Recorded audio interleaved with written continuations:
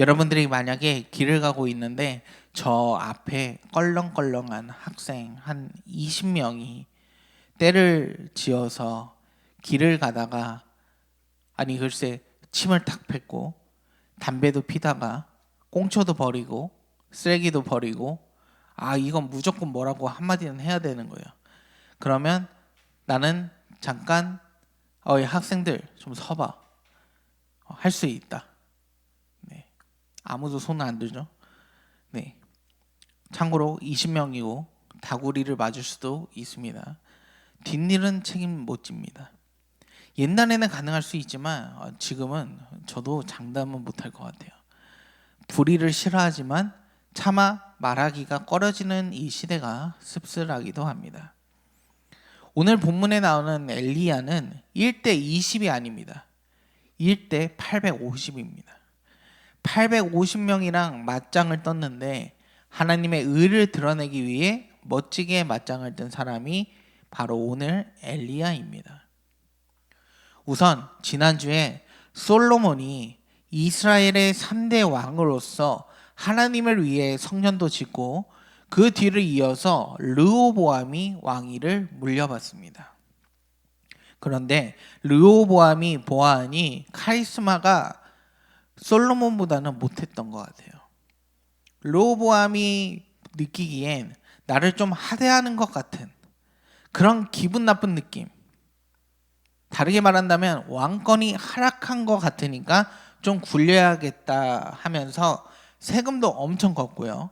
못 살게 굴어서 왕한테 까불면 안 된다는 것을 보여줬습니다. 열왕기상 12장 10절에 왕과 함께 자란 젊은 사람들이 대답했습니다. 이 백성이 왕에게 왕의 아버지는 우리에게 매우 고된 일을 시켰지만 왕은 우리의 일을 덜어 주십시오 라고 말했습니다. 그러니 왕은 이렇게 말하십시오. 내 새끼 손가락은 내 아버지의 허리보다 굵다.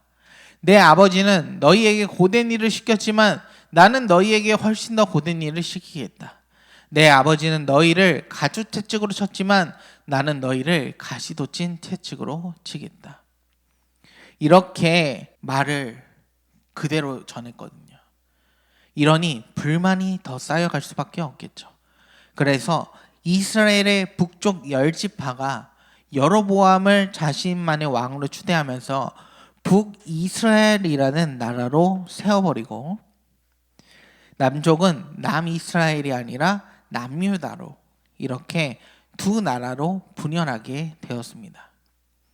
오늘의 주인공 엘리야는 북이스라엘 사람입니다. 그리고 하나님은 그 엘리야를 북이스라엘 아왕 시대의 선지자로서 귀하게 사용하셨습니다. 아왕은 북이스라엘 시대의 최악의 타락 시대를 만든 왕이었어요. 그리고 그 왕비였던 이세벨이 같이 결혼을 하면서 하나님이 아닌 바알과 아세라라는 우상을 섬기게 해서 원래 하나님을 따르던 북이스라엘 상황은 영적으로 그렇게 좋지는 않았습니다. 열왕기상 18장 3절에 그래서 아합왕은 왕궁을 관리하는 사람이 오바댜를 부르러 사람을 보냈습니다. 오바댜는 참 마음으로 여호와를 따르는 사람이었습니다. 언젠가 이세벨이 여호와의 예언자들을 죽일 때에 오바댜는 그 가운데서 예언자 100명을 50명씩 두 동굴에 나눠 숨겨주고 그들에게 먹을 것과 마실 것을 가져다 준 일이 있었습니다. 북이스라엘 전체에 바알을 숭배하라는 명령이 퍼지면서 그것을 반대하는 자들을 학살하기 시작했어요. 그래서 엘리야 또한 하나님이 동쪽으로 가서 요단 앞 그릿 시냇가에 숨으라고 하십니다. 여기서 첫 번째, 주님의 사람에게는 준비의 시간이 필요합니다. 엘리야도 이런 상황이 참 힘들고 비참했을 거예요. 숨는다는 것이 창피할 수도 있습니다. 그러나 하나님은 그런 엘리야에게 위로를 주셨습니다. 엘리야가 숨어 있으면 마음대로 돌아다니지를 못해요. 시냇가의 물고기도 잡기도 조심스러운 상황에서 하나님은 초자연적인 공급을 하십니다. 까마귀가 입으로 떡과 고기를 물고 엘리야에게 날라주는 것입니다.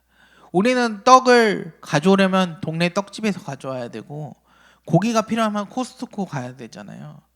그런데 그 과정 싹 스킵하고 까마귀가 물어준다고 하니 이건 하나님이 주셨다는 게 확실할 수밖에 없죠.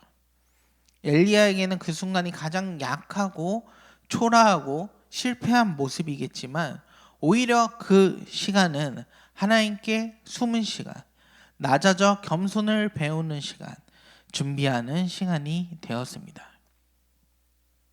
우리 또한 엘리야처럼 우리의 순간이 똑같이 초라해 보이고 실패해 보이고 다른 사람과 비교했을 때 꿀려 보일 때가 있어요.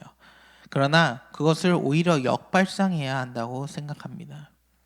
그 순간에 힘든 순간이 있을 때 잠시 눈을 감고 기도의 시간을 가지며 이 괴롭고 힘든 순간을 고통 속에서만 있는 것이 아니라 이것을 통해 과연 무엇을 얻을 수 있을지, 무엇을 배울 수 있을지 주님께 묻는 과정의 시간이 되었으면 좋겠습니다.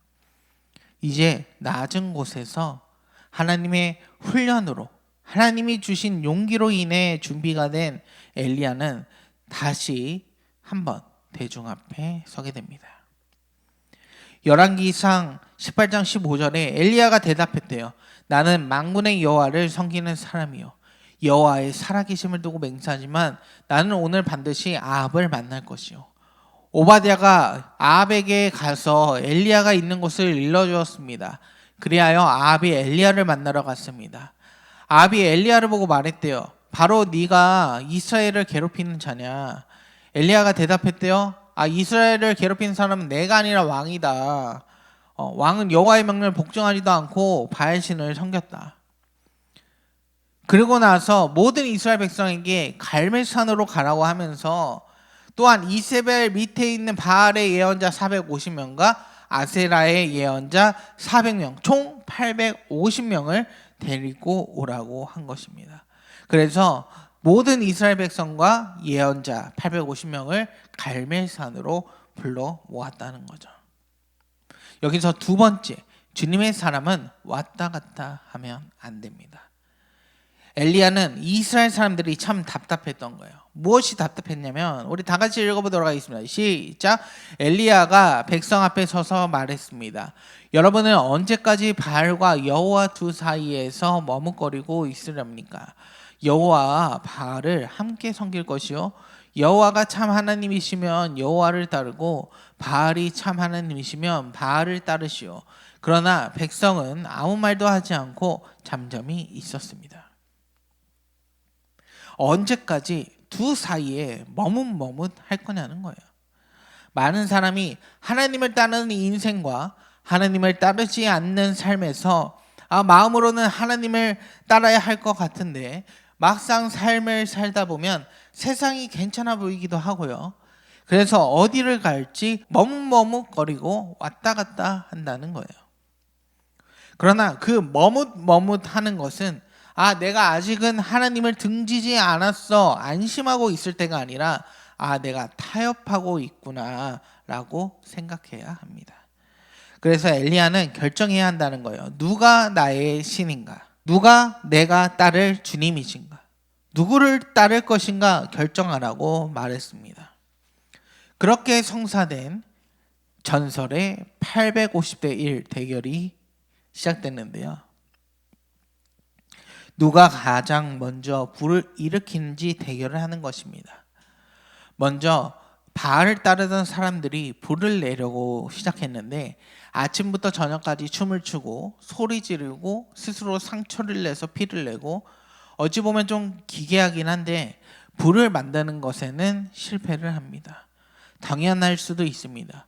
불을 만드신 분은 하나님이신데 그 분을 주님으로 삼지 않는 사람은 그 원리에 따라 원하는 불을 얻을 수 없는 겁니다.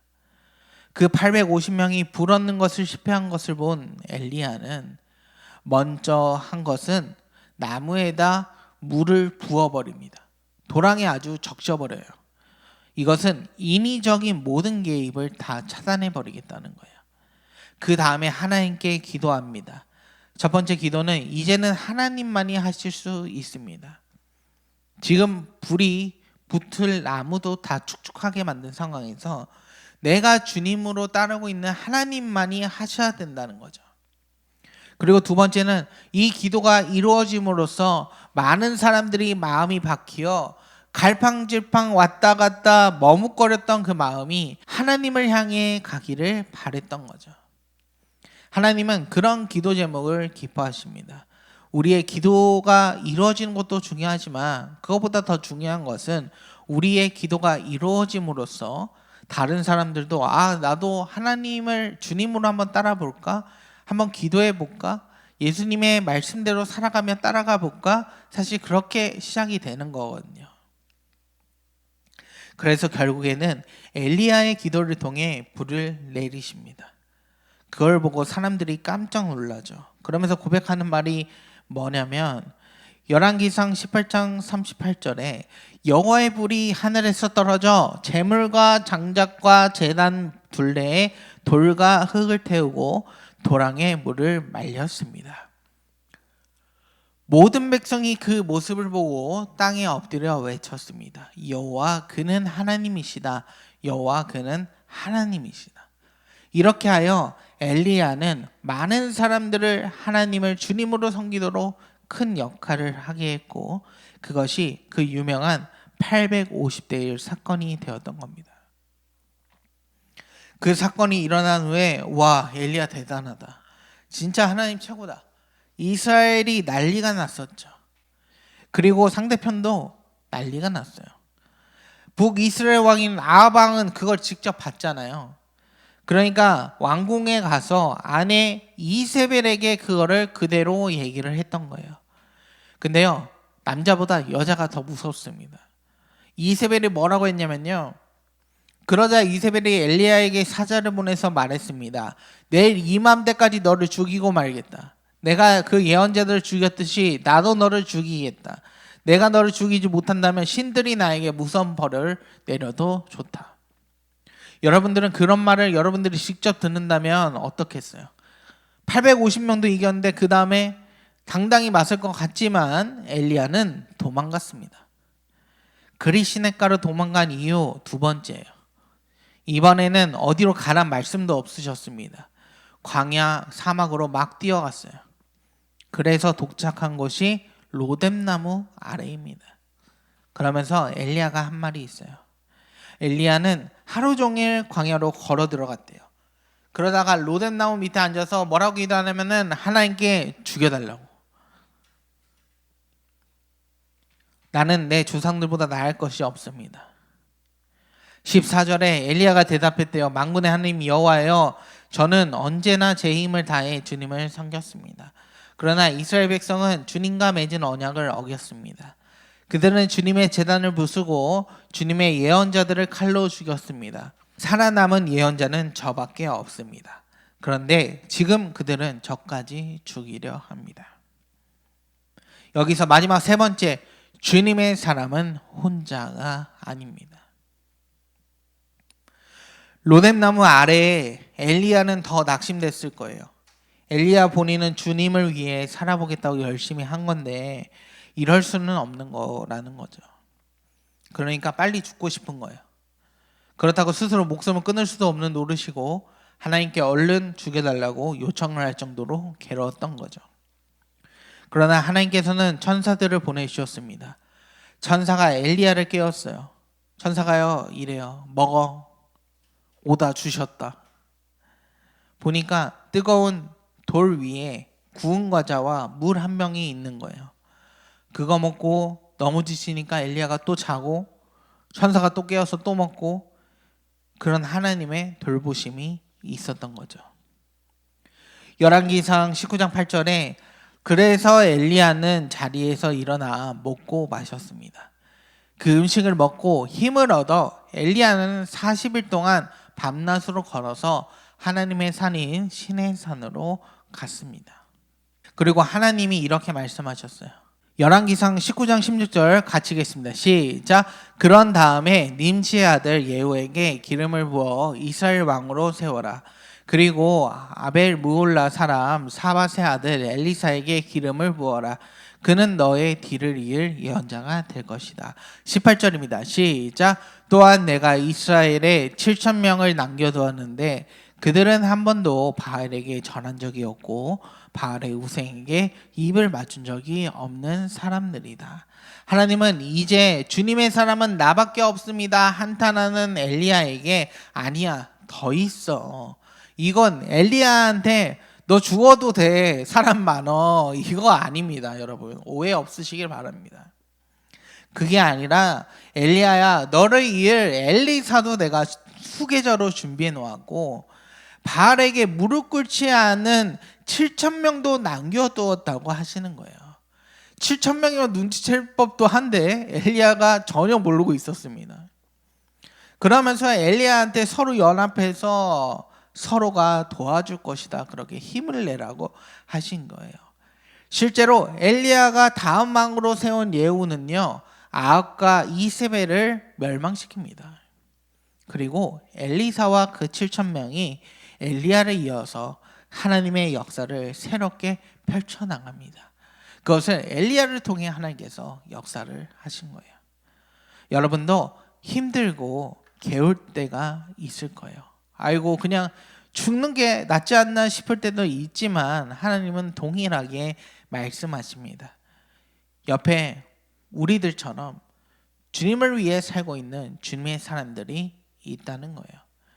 그것 또한 너 말고 많어, 너 없어도 돼, 이게 아니라 서로를 위해 기도해주고 힘이 되어주고 돕고 나누며 서로가 시너지가 되어 더 높게 비상하라고 말씀하십니다. 그래서 우리 또한 서로에게 같은 주님의 사람으로서 우리의 에너지가, 주님을 향한 에너지가 주님 안에서 시너지를 발휘해서 서로가 돕는, 서로가 기도해주는, 서로가 힘을 얻는 그런 우리 모두의 로스처치 한 명 한 명 주님의 사람이 되기를 축복합니다. 네, 그런 여러분들이 되기를 소망합니다.